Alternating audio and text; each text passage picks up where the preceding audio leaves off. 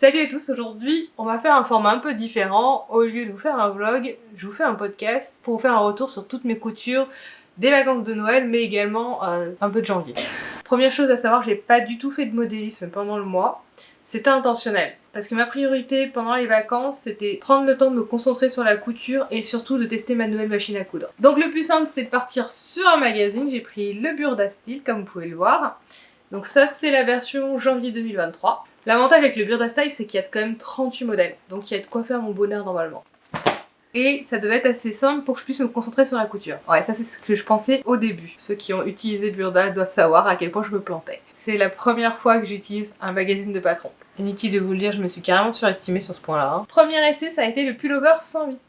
Donc ce pullover, pourquoi je l'ai choisi, c'est tout simplement parce qu'initialement j'avais ce tissu dans ma réserve et j'avais déjà en tête l'idée de faire un pullover mais avec un col directement intégré, sans couture. Comme vous pouvez le voir, c'est cette version que j'avais en tête quand j'ai commencé. Et quand je regardais le dessin technique et également le modèle, ça a l'air de ressembler. Donc la première chose que préconise le patron, c'est un tissu élastique. Et bien entendu, je suis partie sur une version non élastique. Peu importe, j'y vais quand même. Donc forcément, comme j'ai pas d'élasticité dans mon tissu, j'ai donc compensé en prenant 2 tailles au-dessus. Donc je suis partie sur une taille 44. Alors étape 1, le décalcage. Je vous l'ai dit, c'était une première pour moi. Et je vous avouerai que la planche en mode carte routière m'a quelque peu déroutée. Une carte routière qui te déroute. Ah, t'es pas mal toi. Bon. La première chose que j'ai compris, c'est qu'il fallait surtout regarder sur les instructions quelle planche il fallait se référer, les couleurs du tracé et les chiffres. Et une fois qu'on a repéré les chiffres sur la bonne planche, il faut juste suivre à la verticale jusqu'à retrouver le même numéro. Et là, une fois qu'on a repéré le chiffre, la ligne qui est juste en dessous, c'est votre patron. Ça semble simple dit comme ça tout haut, mais je vous avouerai, c'était pas la même histoire parce que parfois vous avez plusieurs lignes qui s'entrecoupent qui sont de la même couleur. Et donc si vous suivez la mauvaise ligne, vous finissez par vous retrouver avec un pantalon à 3 jambes. Pratique. Rien que le décalcage m'a pris un temps fou. Et je vous avouerai qu'à la fin, vous avez juste envie de jeter le patron. Je crois que je suis à mon record d'impatience parce que, en fait, j'ai passé à peine 2 heures dessus, le temps de feuilleter le magazine, déterminer quel patron je voulais faire, décrocher les planches et commencer à les décalquer. Ouais, j'ai passé que 2 heures, mais le décalcage m'a saoulée en fait. Y a rien à refaire là-dessus. C'est pas mon délire. Sachant qu'en plus, une fois que vous avez décalqué, faut pas oublier donc les lignes à l'intérieur du patron, les encoches. Et en général, si vous oubliez, ça veut dire que vous allez devoir vous retaper à rouvrir toute la planche. Et pour rappel, la planche elle prend à peu près la moitié du salon. Donc c'est pas un truc que j'avais envie de faire tous les 4 matins. Donc dès que j'ai compris cette logique-là, parce que je l'ai pas compris du premier coup, j'ai fait attention pour les suivants. Je regarde en fait toujours le dessin technique qui vous indique où sont les encoches et les lignes en plus avant de soulever le décalque. Après avoir décalqué pendant pratiquement 1 heure ou 2, j'avais qu'une seule envie, c'était tout envoyer baldinguer à la poubelle. Et donc une fois que vous avez découpé le patron, il faut encore découper le tissu. J'ai attendu le lendemain, parce que franchement j'en avais juste trop marre.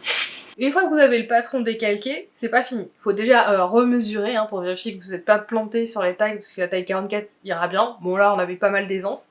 Et si vous regardez bien sur le modèle, on part plutôt sur une robe de 108. Or c'était pas du tout mon intention initiale, moi je veux vraiment un pullover court limite juste en dessous de la taille. Donc vous vous doutez, j'ai ratipoisé le patron pour l'avoir juste en dessous de la taille. Et donc comme vous en doutez, le col était trop serré même en étant en taille 44 pour pouvoir passer ma tête. Donc j'ai ouvert au niveau du cou à l'arrière et j'ai rajouté un zip. Et là c'est le moment maintenant de faire l'essayage. Et comme vous pouvez le voir, le col il est beaucoup trop long. Franchement, quand je le déplie avec l'empiècement, il pourrait arriver au-dessus de la tête. C'est pratiquement une cagoule, mais avec l'ouverture au-dessus, quoi. C'est n'importe quoi. Et quand je rabats l'empiècement correctement, vous noterez que ça me fait une espèce d'aisance, un gros pli à l'avant qui est pas du tout gracieux. Alors je sais que mon tissu n'est pas élastique, mais même en ayant pris un jersey, je pense pas que ça ferait joli. Quand je vois ça, je me dis c'est pas possible, le modèle n'était pas comme ça. Je reprends la photo et je me rends compte en fait, si. On le voit pas bien parce que le col est un peu dans l'ombre, il n'y a pas beaucoup de contraste. Mais si on regarde de plus près, on se rend compte que le col est pas très saillant. Donc déjà, vous rajoutez donc cet effet à l'avant qui est pas joli. Mais en plus, maintenant, vous regardez dans le dos, mon zip il fait une bosse mais complètement disgracieuse. Bref, là j'étais à 2 doigts de jeter le pullover à la poubelle. Puis je me suis rappelé qu'en fait le tissu m'avait coûté 30 € les 3 mètres. Je suis pas prête à mettre 30 € à la poubelle non plus, Je suis pas encore assez riche pour cela. Ouais, là c'est le moment où j'ai regretté de pas avoir fait de toile. Donc je vais pas jeter les 30 €, ce que j'ai fait c'est que j'ai mis devant derrière le vêtement et je me suis rendu compte que ça marchait un peu mieux. Et donc j'ai juste ouvert tout le dos qui est devenu le devant et j'ai mis un zip afin d'en faire une veste. Donc là on est sur un résultat déjà beaucoup plus satisfaisant. Par contre, j'ai rectifié le col pour qu'il tombe correctement à l'avant, donc pour qu'il suive la forme naturelle du cou qui est en biais, hein. Il est incliné si vous regardez sur une photo de profil. Sauf que maintenant, mon empiècement à même, quand je le rabats, bah, il peut pas couvrir correctement l'ensemble du col.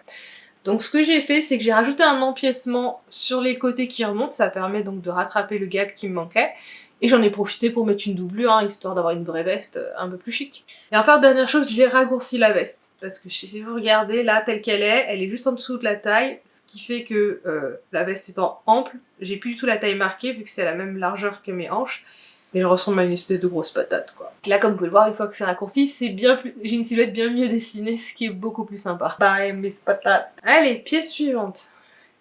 Cette fois, c'est un ensemble. Alors, je suis partie initialement sur l'ensemble 118 et 119, sauf que j'ai bazardé le 118 pour reprendre le 108 que j'avais fait juste avant, parce que bah, je suis têtue, je voulais pas m'avouer vaincue aussi facilement, et donc je pense que je peux mieux faire. Faut pas chercher. Donc, première chose, le tissu. Donc, j'ai opté pour ce tissu sweat rouille avec du quadrillage écru, et donc ça va être un ensemble très cocooning, parce qu'il se trouve qu'il est doublé à l'intérieur avec du polaire, donc ça va être super agréable. Et là, pour le coup, j'ai un tissu élastique, donc c'est bon. Donc je suis bien en adéquation avec les instructions cette fois. Donc pour ce tissu, j'avais 4 mètres. C'est 4 mètres par 150 cm, pas 150 mètres bien entendu. Donc là, j'ai décalqué directement la taille 40, pas la 44, vu que j'ai le tissu élastique cette fois. Par contre, j'ai fait mes modifications, donc à même le patron en taille 40. Notamment au niveau du col pour qu'il tombe bien. J'ai fait le col un peu plus large, un peu pratiquement bateau. Je l'ai regretté par la suite. Et je l'ai baissé à l'avant pour justement avoir bien la bonne forme et pas avoir ce espèce de repli disgracieux. Et encore une fois, je l'ai croppé à la taille pour qu'il me tasse pas trop au niveau de la silhouette, sachant que j'allais avoir le pantalon qui serait taille haute. Donc une fois que le patron est prêt, non, on découpe pas le tissu. J'ai retenu ma leçon de la fois précédente, j'ai fait une toile. Donc j'avais de la chance, il me restait encore du tissu de ma blouse Chloé. Donc c'est un jersey stretch comme il faut, avec pas mal de tenues, donc idéal pour faire un test avec cette toile-là. Et donc coup de bol, dès le premier coup, la toile fonctionne. Le col est parfait, vraiment rien à redire. Donc comme ça c'était beau, forcément je suis passée sur la version tissu final, et là forcément il fallait qu'il y ait un couac. Il y a toujours un couac. Et là, manque de bol, ça ne marche pas aussi bien. Mon tissu est pas aussi ferme en fait que la toile. Et au niveau du col, ça s'affaisse tout simplement. Et donc là, le rendu, il est pas bon du tout. Alors, dans ce cas-là, la seule solution, c'est de tout simplement mettre de l'entoilage thermocollant pour tissu élastique. Et comme par hasard, j'en avais pas à la maison, pas le genre de truc que j'ai en général. Donc forcément, quand t'as pas le genre de thermocollant, tu fais ton MacGyver. Et comme vous pouvez le constater, en fait, ici, j'avais pas trop besoin d'avoir un tissu élastique vu que le col est suffisamment large pour que je passe ma tête. Donc dans ces cas-là, vous prenez du tissu qui est un peu ferme. Moi, j'avais de la toile coton et je l'ai tout simplement cousu à l'intérieur de l'empiècement à même. Et là, ça le fait. Donc maintenant que le haut est fait, on va passer au pantalon. Alors au niveau du pantalon, ça a été beaucoup plus simple. J'ai d'abord décalqué la taille 44 parce que c'est ce qui correspond vu mon tour de hanche, comme vous le savez bien. Et après, pour l'ajustement, j'ai dû faire quelques adaptations au niveau de la fourche. Donc je me suis contentée juste de monter une seule jambe et de faire ce travail d'ajustement. Mais pour le reste, j'ai pas eu beaucoup de modifications à faire parce que comme il y a un élastique à la taille et que le pantalon est ample, ça se fait tout seul. Bon, pour conclure, j'adore cet ensemble. L'effet cocooning est au rendez-vous avec cet effet polaire à l'intérieur, c'est super agréable. Vous l'avez peut-être constaté, j'ai rajouté une poche en cuir orange par-dessus au niveau du haut. C'est pour casser l'effet pyjama parce qu'effectivement avec les motifs sur tout l'ensemble, ça peut vite faire un peu too much. Donc là avec la poche en faux cuir, ça me fait un petit plus, ça lui donne un petit peu plus de cachet, puis en plus ça m'a rien coûté, c'était une chute d'un précédent projet. Donc voilà, ça c'est ce que j'ai fait pendant mes 10 jours de congé à Noël. Maintenant il me reste une dernière pièce à vous parler, c'est un ensemble pyjama. Sauf qu'en fait je peux pas vous en parler tout de suite, je l'ai pas fini, il y a tout le chemisier encore à monter. Bon bah je vais m'y coller et je viens vous en reparler dans une semaine quand ce sera fini. Et donc me voilà de retour au bout d'une seconde. Mais en réalité pour moi ça en fait 2. Pas 2 secondes, 2 semaines. Alors pourquoi il m'a fallu 2 semaines pour revenir vous retrouver alors que j'avais parlé d'une semaine initialement? Bien vous en doutez, hein, quand on commence à prendre du temps, ça veut dire qu'il y a un moment quelque chose s'est mal passé. Mais pour être honnête, quand on dit mal passé, chez moi c'était pas peu le dire, j'ai failli balancer la machine à coudre par la fenêtre. Mais je l'ai pas fait, parce que je me suis rappelé qu'elle coûtait plus de 1000 € et que je suis pas prête à balancer 1000 € comme ça par la fenêtre. Alors notre fameux pyjama, où est-ce qu'on en était? En gros, je voulais faire un pyjama parce que bon, en ce moment c'est l'hiver, il fait froid, je me les pèle toutes les nuits. Et nous avions notre fameux pote, vous vous rappelez, Yoda Style, notre pote, oui c'est ironique, hein. Il nous proposait ce magnifique pyjama. Alors, petit rappel, hein, ce pyjama est constitué d'un pantalon et d'un chemisier. Sauf qu'en fait, ce qu'ils appellent un chemisier, pour moi, c'est plus une surchemise parce que il n'est pas boutonné, il est juste retenu par une ceinture. Et pour moi, une ceinture ne suffit pas pour dormir, hein, donc ça veut dire que ceci est juste là pour être enfilé par-dessus son caraco le matin, juste avant de prendre son brunch. Moi, je veux un vrai chemisier. Hein. On est en hiver, les gars, on arrête les conneries avec les surchemises. Hein. On veut un vrai chemisier avec des boutons, un truc qui tient chaud. Donc, on n'a pas à se contenter de passer à autre chose, on va juste un peu réadapter notre patron et on va tout simplement ajouter des boutonnières et des boutons. Ça, on pourra fermer le chemisier et dormir avec. Alors ce pyjama, il est assez simple, hein, quelques petites choses près. Ce qu'il va avoir, c'est quelques décorations en bas des manches et des jambes du pantalon, c'est-à-dire qu'il y a un petit passepoil à revers. On retrouve également le passepoil sur la parementure à l'avant et sur des poches. Par contre, là où ça se complique, c'est qu'en fait, ce pyjama, il est constitué pour les grandes tailles. C'est-à-dire qu'il fait de la taille 44 jusqu'à la taille 48. Alors, on se rappellera que pour moi, le pantalon, c'est la taille 44, donc c'est parfait pour moi. Sauf que du coup, c'est le moment où je réalise que je rentre dans la catégorie des grandes tailles. Par contre, pour le haut, moi, on l'a vu tout à l'heure, je suis plutôt taille 40. Donc ce qu'il suffira de faire ici, c'est de le décalquer, non pas de le décalquer, ça on va forcément le décalquer, surtout de le grader, oui, on va grader parce qu'on est forcément ici sur une taille 44 pour le chemisier, donc il faudra que je descende jusqu'à une taille 42, oui 42, pas 40, parce que je vous rappelle c'est un chemisier, c'est pour la nuit on se tourne, on se retourne, on a besoin d'aisance, donc je vais faire une taille au-dessus, hein, juste pour avoir l'aisance en question, d'accord? Ok, c'est quoi la suite? Donc quel tissu j'ai choisi?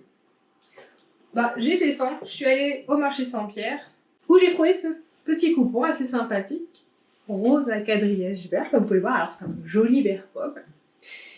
Par contre, ce qui est demandé en termes de métrage, pour le chemisier, il vous faudra 2,45 m et pour le pantalon, il vous faudra 2,15 m. Donc si vous faites le calcul, vous vous rendez compte que pour les deux, il me faut plus de 4 mètres. Donc les coupons étant du 3 mètres, ça veut dire que j'ai dû me taper 2 coupons.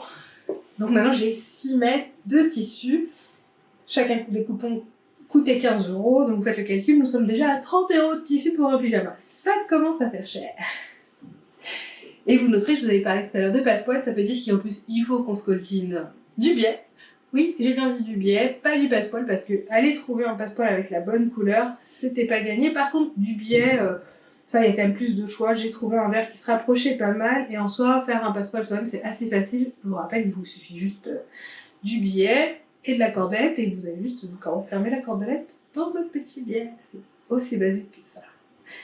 Et pour l'anecdote, sachez que la cordelette, je ne l'ai pas achetée, je l'avais déjà à la maison, c'est de la corde pour jardinage. Ouais. Mon pyjama va être constitué d'éléments venant de mon jardinage. Je me demande si ça va influencer mes rêves. Bon, à part la partie passepoil qui est un peu fastidieuse, vu qu'il y a quand même 5 mètres à se taper, la première partie s'est très bien passée.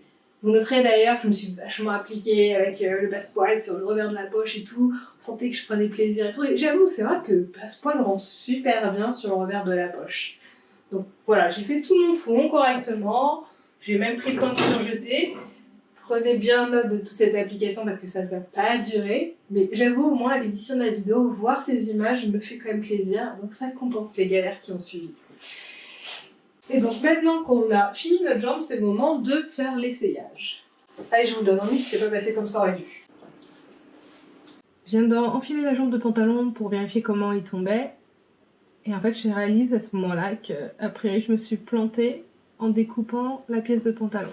Je m'explique. C'est que j'ai découpé mon patron et j'ai oublié qu'il y avait une marge de couture à ajouter. Donc j'ai découpé directement le long du patron. Et maintenant, ça fait comme si j'avais découpé pour une taille 42, voire même 40, je pense, vu que j'ai carrément descendu pratiquement un bon et demi. Donc oui, 1,5, je crois qu'on est plutôt à 2 tailles en dessous pour le coup.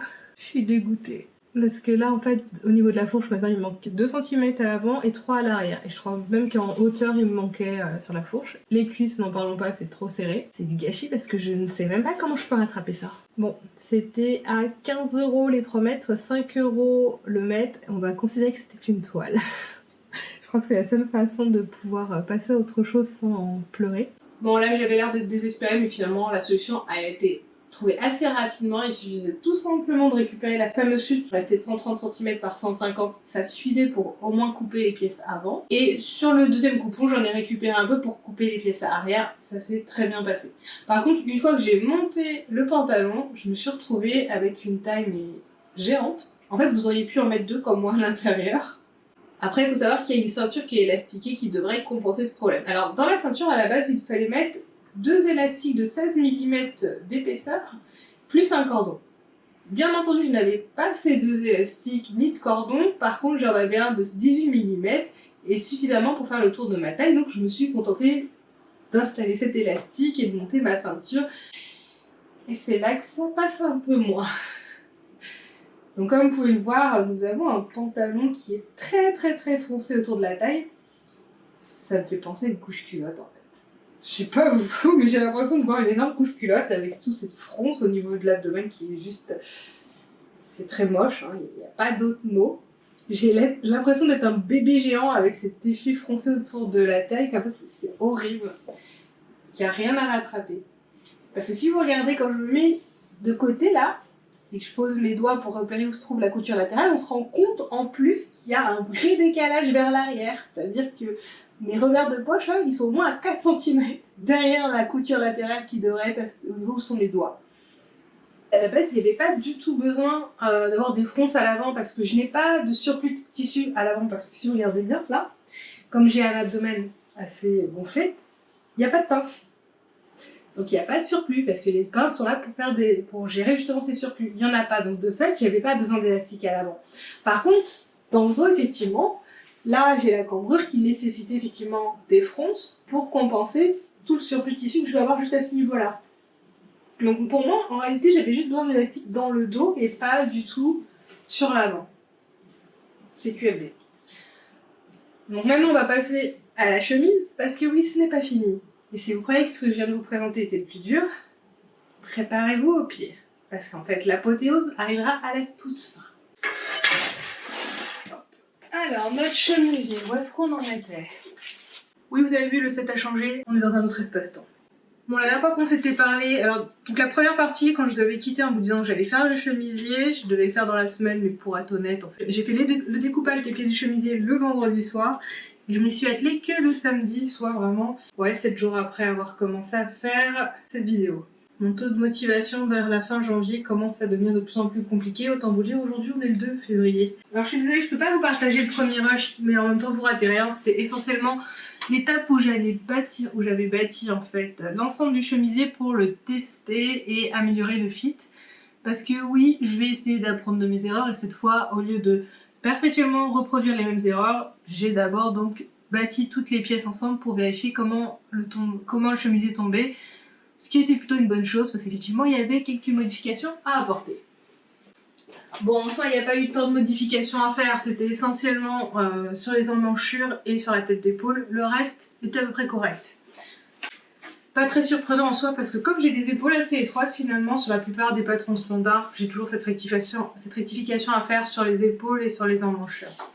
Alors toutes les modifications que j'ai faites sur cette pseudo-toile, je les ai reportées sur le patron parce que l'idée c'est de un peu optimiser tout ce temps que j'ai passé à faire des modifications sur le patron Burda. Et je pense que je vais devoir justement à un moment me refaire un chemisier de pyjama, voire même tout un pyjama en fait. Et l'idée c'est de reprendre ce patron là vu qu'il sera pile à ma taille. Alors vous noterez sur le patron les modifications, je les apporte dans une couleur différente ici en rouge et j'indique en plus à l'écrit en fait les modifications exactes et la date où j'ai pris les modifications. Ça, je reprendrai probablement tout ce patron bien plus tard et j'aurai d'ici là oublié tous ces moments difficiles que j'aurais passés. Donc c'est important d'être le plus précis dans les modifs pour justement je reproduise pas les mêmes erreurs et que je me pose pas la question qu'est-ce qui a été modifié ou non. Donc le samedi soir j'avais fini tout rectifier mon patron, j'aurais dû enchaîner le lendemain. J'avais un peu saturé en termes de couture sur les 3 semaines précédentes. Et donc il m'aura fallu 2 semaines pour me remettre à nouveau sur ce chemisier, ce qui explique que cette vidéo va sortir qu'en début février, alors qu'à la base elle était prévue pour mi-janvier. Ouais, a priori Alexandra elle va être égale à elle-même en 2023. Et au final mon sous-jo je l'ai retrouvé le dimanche à 18h. Et en 2 heures c'était torché. Plus ou moins. En gros, en 2 heures, ce que j'ai fait, c'est j'ai assemblé le col, les épaules, la parventure, les manches. Non, pas les manches. Là, j'ai encore repris 7 jours pour moi, pour finir ces manches. Tout est là, il me manque une dernière chose, c'est les boutonnières.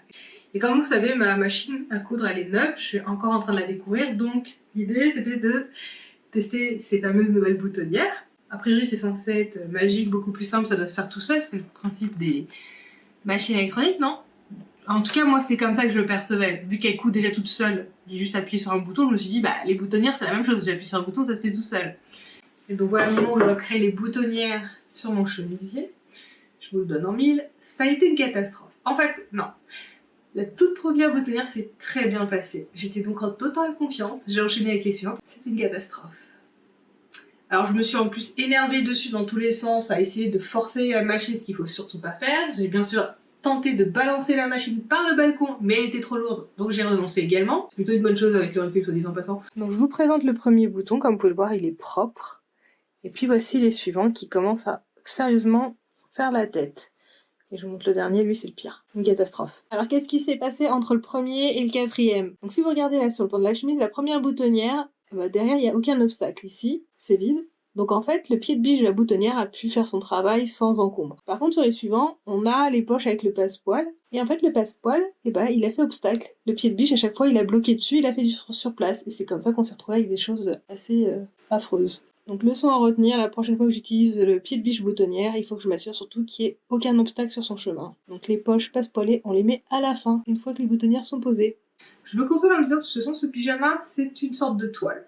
Ce que je me suis dit dès le départ, quand j'ai vu l'état du pantalon, je suis partie sur ce principe, ce ne serait qu'une toile. Donc aucun regret, au moins j'ai appris une bonne chose et ça m'évitera de reproduire la même erreur la prochaine fois. Et je vous présente enfin le fameux pyjama. Que vous dire? On a déjà un gros problème. Je pense que les poches, là, ça se passe de commentaires.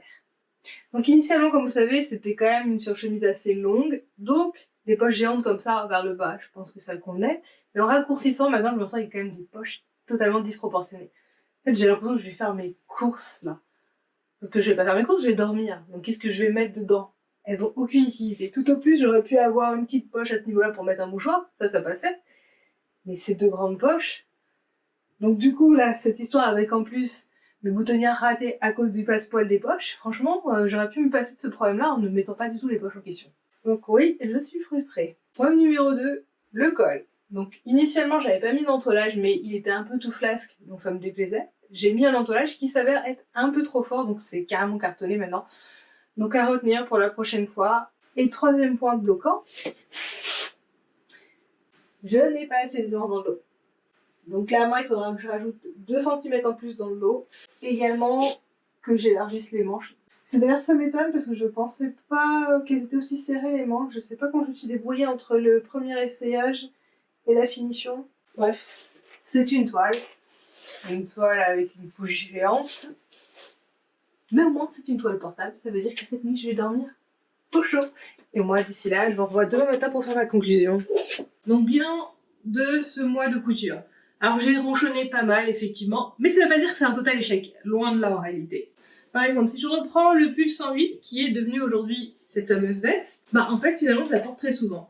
Parce que elle a son petit côté sportoire, mais en même temps elle reste très élégante, donc je peux la porter au boulot, c'est vraiment nickel, et bah, je vous cache pas que je l'ai portée déjà plusieurs fois au travail. Hein.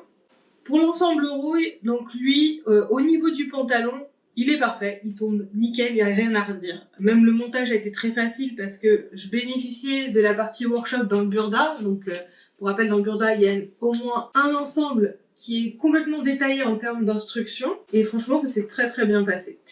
Bon, par contre, pour le haut, je suis pas satisfaite et donc je vais refaire le col. C'est dommage parce qu'en fait, sur la toile, il tombait parfaitement, mais j'arrive pas à reproduire ce même effet sur ce tissu-là. Et concernant l'ensemble du pyjama, bon bah disons-le honnêtement, j'ai un peu des boules, j'ai claqué 30 € pour une toile, parce que rappelez-vous, j'ai utilisé 2 coupons chacun à 15 €. J'ai un peu le sentiment que c'est du gâchis, mais au moins bah, je m'en sors avec le patron du chemisier qui a été rectifié, donc maintenant je peux l'utiliser en l'état. Et au passage, maintenant bah, je sais que quand j'utilise la boutonnière, faut surtout pas qu'il y ait une poche ou un passe-poil qui soit sur son chemin. Au moins j'aurais appris quelque chose. Concernant l'achat du magazine, alors initialement quand j'ai acheté le burda, dans ma tête je me suis dit cool, il y a plein de patrons, il y en a 38 pour être exact, et surtout je vais pouvoir me focaliser sur la couture et pas sur le modélisme. Alors avec le recul, je me rends compte que c'était un très mauvais calcul, parce que même si j'ai pas fait du modélisme, au final j'ai fait beaucoup de rectifications du patron, alors que si j'avais fait du modélisme dès le départ, en fait je me serais basée sur un buste de base qui est à ma dimension, donc les seules rectifications que j'aurais eu à faire auraient été de l'ordre du design du vêtement, donc je pense moins compliqué que les rectifications qui sont morphologiques, qui nécessitent de se contorsionner dans tous les sens pour se piquer au bon endroit. Donc à mon sens, je pense que je n'ai rien gagné en termes de temps. Je vais pas profiter de plus de couture parce que finalement le temps que j'ai passé à faire mes rectifications, c'est du même temps que j'aurais passé à faire du modélisme. Et je pense que j'aurais eu moins de frustration parce que comme j'aurais fait mon propre patron, j'aurais déjà su tout de suite si j'avais mis les marges au bon endroit, assez d'aisance, etc. Il y avait moins de risque de me planter au final, je pense. Par contre, j'ai rien à redire sur les patrons en soi. C'est pas parce qu'ils m'allaient pas que ça veut dire qu'ils sont mal faits, loin de là. C'est simplement que ma morphologie ne correspondait pas à leur mannequin cabine. Et ça, c'est rien d'exceptionnel pour moi parce que dans la plupart des patrons, souvent ma morphologie n'est pas en adéquation. Donc j'ai l'habitude et j'ai rien à reprocher de ce côté-là au niveau de Burda. J'ai pas relevé de choses spécialement choquantes en soi. C'est juste une question de morphologie et ça, on peut rien y faire. Par contre, sur les instructions, j'aurais des choses à redire. En même temps, il n'y a pas dit que ce type de magazine est spécifiquement dédié aux débutantes. C'est normal que les instructions soient un peu plus brèves, mais c'est vrai que voilà, faut avoir une bonne maîtrise un minima de la couture avant de se lancer dans ce type de magazine parce que c'est quand même vraiment lapidaire. On se retrouve avec 8 étapes où parfois, sans schéma, on peut avoir des doutes sur la façon d'utiliser. Même moi qui suis censée quand même coudre depuis un moment, quand je voyais qu'entre la partie on vous dit pour les pros où c'est juste les étapes avec juste le titre et rien d'autre et qu'ensuite on a les détails et que même avec ça j'ai du mal, je me dis je me positionne où moi si je suis ni dans les pros ni dans les couturières de base, je suis a priori dans les débutantes. Je ne sais pas. Mais c'est vrai que c'était un peu succinct. Par contre, sur la partie workshop où on vous détaille avec tous les schémas, ça c'était très bien fait. J'ai eu aucun souci pour suivre. Vraiment, c'était très clair. Mais que je tombe pas trop vite. Parce que ce n'est pas gâché, loin de là. Parce que j'ai toujours finalement les patrons à disposition à l'intérieur de ce magazine et sur mes planches. Et je peux toujours m'en servir pour faire de la rétro-ingénierie. Donc rétro-ingénierie, c'est en fait déterminer en marche arrière comment ça a été construit. Parce que moi j'apprends toujours le modélisme, donc c'est bien d'avoir en fait une base préexistante pour comparer, pour construire mon propre modèle, parce que il y a toujours en fait des modèles que j'ai pas eu l'occasion de coudre parce que je m'attendais à faire en fait beaucoup plus de patrons en un mois. Et je me suis dit je vais me baser sur leurs patrons pour voir comment ils les ont travaillés, pour refaire la même chose et j'aurai l'occasion en plus de les comparer à la fin pour voir quelle est la différence entre ma version et la leur. Donc au final ça reste toujours des patrons exploitables en termes d'apprentissage. Et donc justement, comme je vous parlais que je voulais faire beaucoup plus de patrons, laissez-moi vous montrer à quel point je m'étais projetée dans plus de patrons. Voilà, dans ma tête, je m'attendais à pouvoir coudre encore tout ça, c'est-à-dire 3 autres hauts. Donc il y avait le haut avec l'empiècement, que je suis en train de préparer justement en patronage. Donc voilà, il y a des empiècements juste là, je sais pas si vous pouvez voir. Je vais essayer de vous retrouver le dessin technique. Voilà. Sauf que moi, je vais faire descendre en fait les empiècements jusqu'en bas. Et je vais un peu resserrer en fait la bordure du bas. Elle va être un peu plus resserrée. Et de même sur les poignées de la manche. Et quels étaient les autres modèles que j'avais en tête? Je pense que pour le coup, je vais faire celui qui était indiqué dans le workshop. Je pense que je vais faire ce haut-là qu'on trouvait dans le workshop initialement. Voilà, donc en fait, il est légèrement plus long à l'arrière par rapport à l'avant. On le voit un peu mieux porté par le mannequin. Et donc j'en ai 3, c'est-à-dire que je pense que je vais en faire 2 sur le dernier modèle que je vais vous montrer. Et sur le tissu un peu molletonné, je fais faire justement avec l'empiècement. Donc voilà, il est molletonné comme ceci, comme vous pouvez le voir. On verra si ça marche ou pas. Ça va faire peut-être un peu trop d'épaisseur, mais bon. Au point où j'en suis, vous allez me dire. Et entre-temps, je suis retournée... Oh merde, j'ai plus de batterie. Ouais, alors la caméra qui me lâche à 28 minutes, un peu un message subliminal. Alexandra, je crois que t'as assez parlé, on ne te supporte plus. Donc je vais en fait conclure maintenant. Je vous remercie de m'avoir suivi.